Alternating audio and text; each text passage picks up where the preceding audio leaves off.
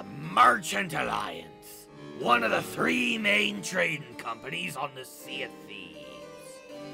In charge of supplying each outpost with what it is they need, deliver an important cargo to them's what be paying for it, and otherwise turning the great big wheel of commerce. You can't hardly set foot on an outpost without feeling their influence all throughout.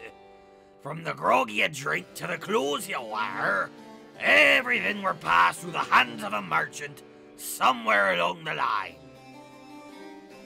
But how do it feel to be on the other end of this business? To be part of the lifeblood of the Sea of Thieves? Well, that'd be what I were hoping to discover, but, well, there was one small issue what needed dealt with before I could take part. Ah, come on, Mavis. I know she looks a tad scuffed here and there, but you won't find a ship more dependable to ferry your cargo. I've been sailing this beauty since before I ever reached the Sea of Thieves, and she ain't ne'er disappointed.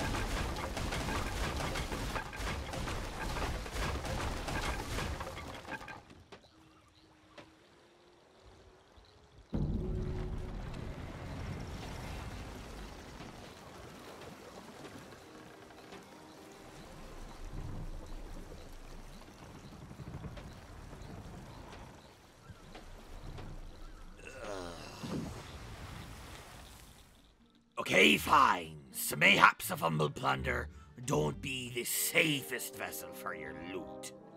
But don't act like that be the only reason you don't want me acting as your emissary. I hear what the other senior traders be saying about me when they think I be too far to hear 'em. They're too drunk. Scoundrel, rapscallion, man of ill repute.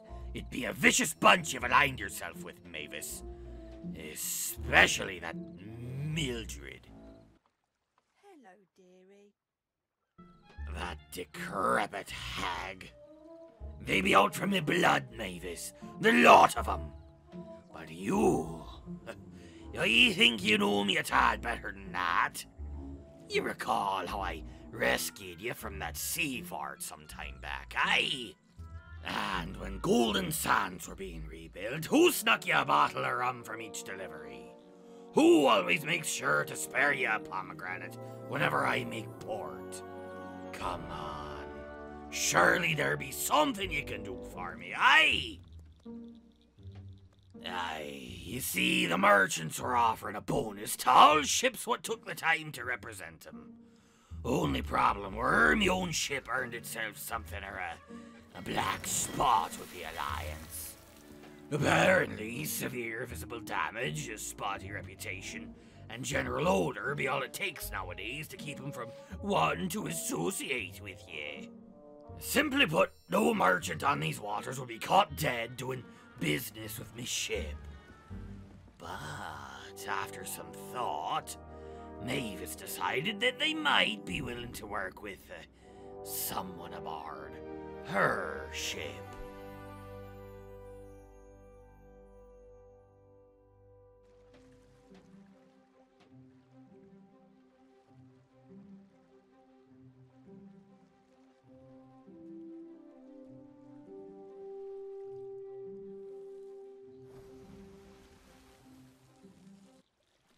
What in the hell is a wellerman?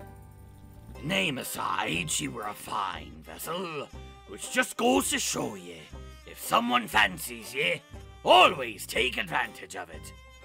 I raised the emissary flag for the Merchants Alliance and got straight to work. My primary duties for this voyage were running the trade routes, carrying commodities from one outpost to the next. Once I paid the collateral fee for each crate of resources, I lined them up on the docks where I could harpoon them nice and easy. And after promising Mavis I'd take good care of her ship, I set sail. Don't you worry, lass, I swear there won't be a single scratch on her when I return. Of course, I couldn't actually keep that promise, but I'd be crossing that bridge when I got to it.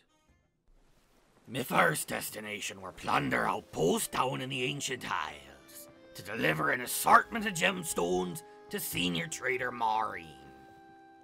Now, she weren't quite pleased to see me, but then I feel she don't quite be pleased to see anyone.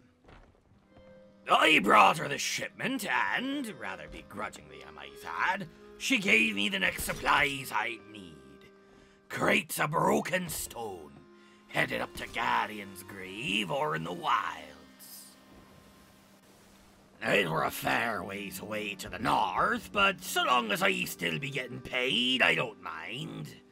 Besides, sometimes it just be nice to kick back, relax, and sail the seas without a worry of battling the undead or other pirates.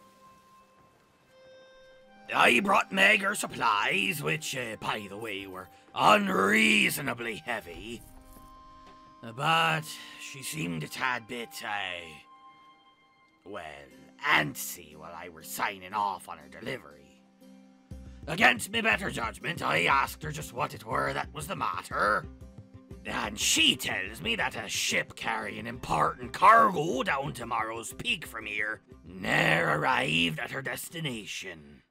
Now, as a natural born opportunist, hearing of this caught me ear, so I implored her to tell me more, and wouldn't you know, she gave me a copy of the ship's orders.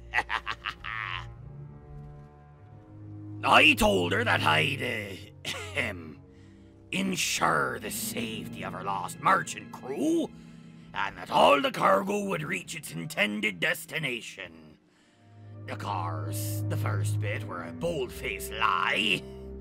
I had not it out in me mind that her crew were dead, but they don't need to be alive for their booty to reach the outpost. Once the next set of commodities are all aboard, I set sail towards Morrow's Peak, keeping an eye out for any flotsam what may have come from a merchant shipwreck. Aye, this be the right trail, all right. I hopped overboard to check the barrel, and found a page from the crew's journal, cluing me in to where they went next.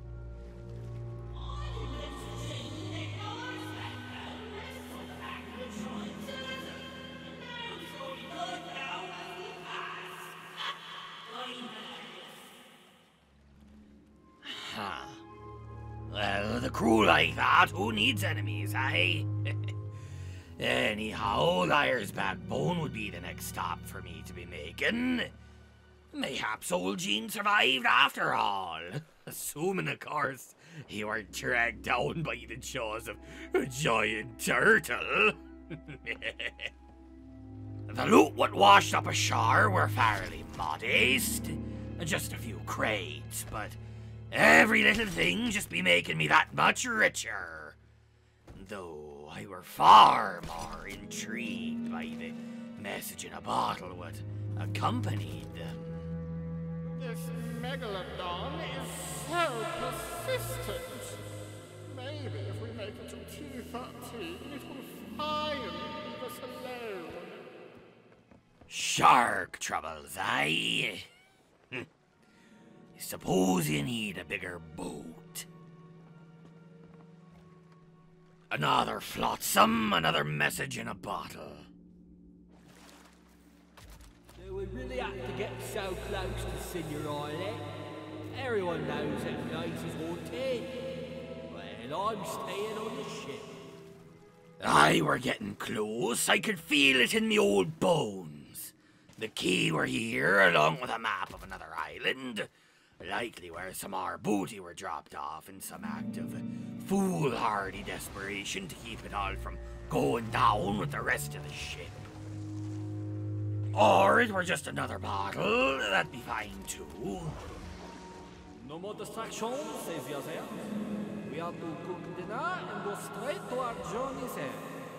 Boring! Why can I smell something burning? This were it. A straight shot between me and Morrow's Peak. The only thing between here and there be the booty I were about to collect. Aye, and what a booty it were!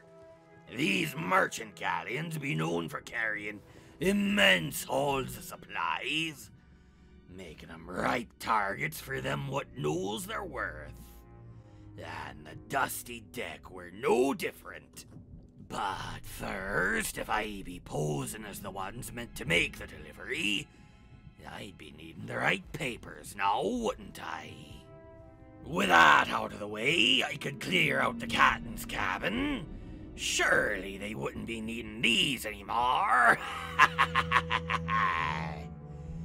I were hauling so much loot by this point, so close to the outpost, not another ship in sight. I felt that nothing could possibly go wrong. Uh-oh.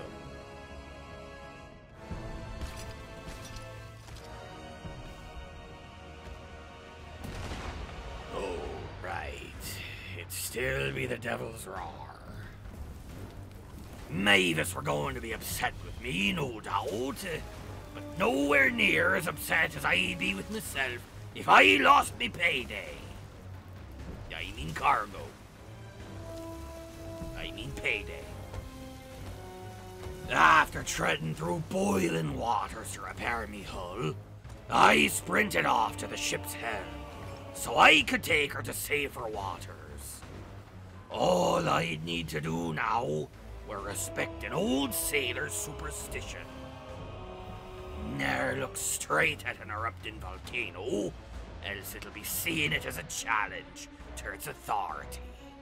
It didn't take long after I were out of range of a tellfire for the burning mountain to calm down, allowing me to collect the rest of the loot from my targets. After which I were able to sell it all at Morrow's Peak in peace. Now, much as I were enjoying a life hunting down shipwrecks and collecting obscene amounts of treasure from therein, I'd be lying if I said I weren't looking forward to return to the simple, relaxing business of trade routes. What I can honestly say I weren't looking forward to, however, were seeing senior trader Mildred again. Emphasis on senior. The old bag of skin and bones could surely feel me spite as I handed over the crates. And I could see the same in her own beady little eyes as she handed me the next shipment. As I were trying to leave for the next outpost, though, she gave me something else. Something I weren't exactly thrilled over. Cargo delivery orders. One from Shelley the shipwright, and the other from... oh, not Stephen Spoils. Now, I tried to tell her that I weren't on personal delivery duty today, but the miserable old bilge-drinking wench were pretending to be too deaf to hear me complaints. So, begrudgingly, I went to grab Shelley's cargo. I considered tossing it all overboard once I were out to sea, but, well, by that point I already had it all, and gold still be gold, savvy. Plus, the recipient weren't too far out of me way. Just an outpost over, as a matter of fact. It were the next transfer of goods what had me a bit more on edge, see. I weren't exactly partial to speaking with Stephen, at least, not since he left some poor blackguard's hand nailed to the quest board for months on end. I swear, the place still be smelling of decay.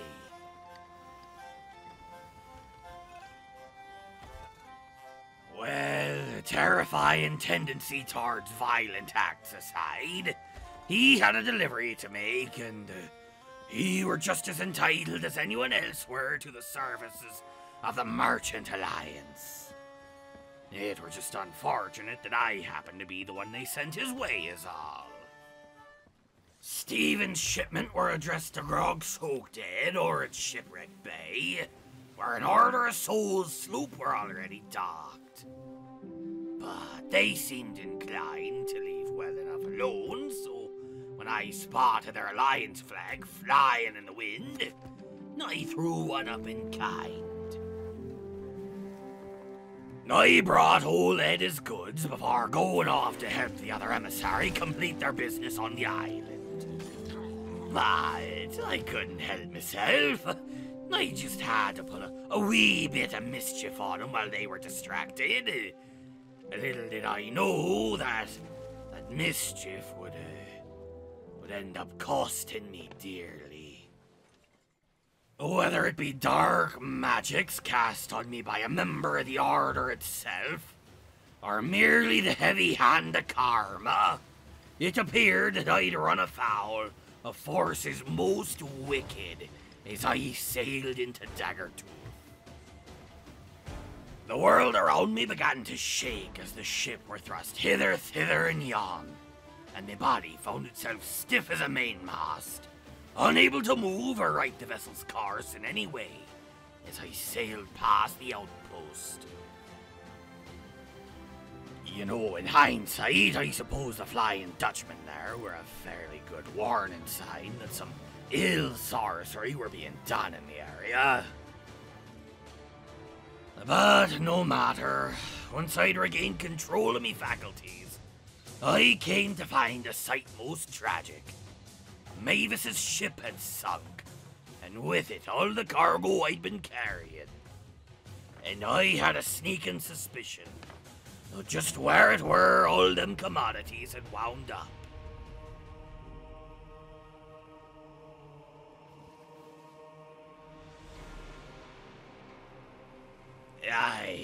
I could see it on my map. A Reaper ship up by the Fort of Fortune.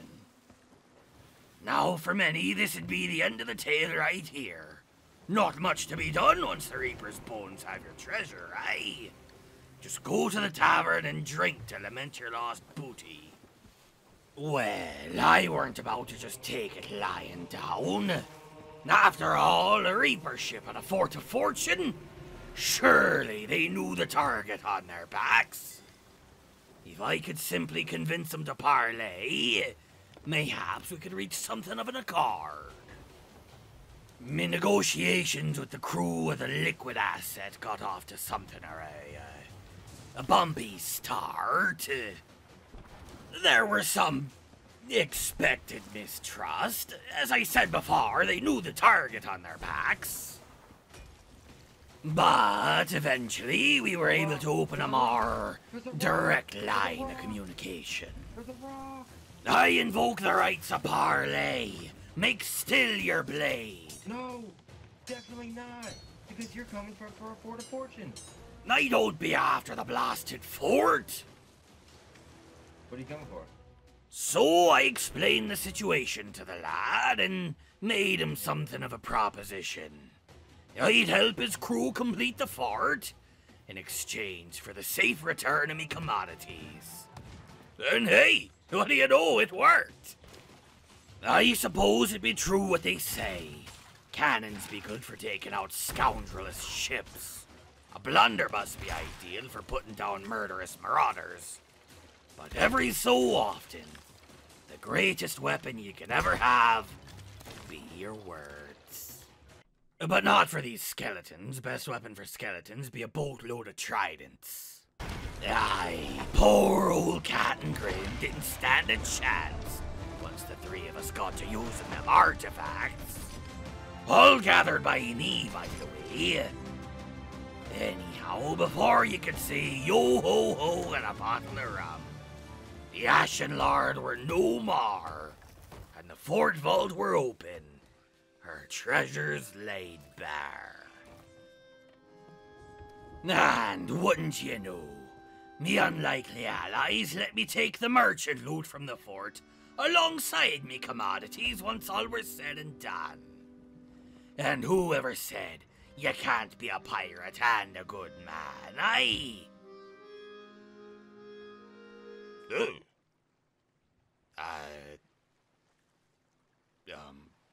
What in the hell do ye be looking at?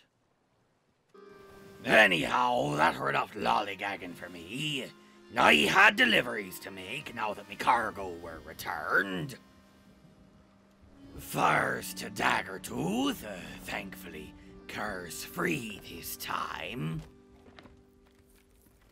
Then to Sanctuary, without even a hint of further incident. Before finally returning to Golden Sands to lower me emissary and return the ship to Mavis. Hardly even scratched, as promised. Now, I'll admit I had myself a few close calls, but I think I went above and beyond, proving myself to be worthy of representing the Merchants Alliance. Why you be scowling at me like that, Mavis? You look like you're about to have a stroke. Mavis?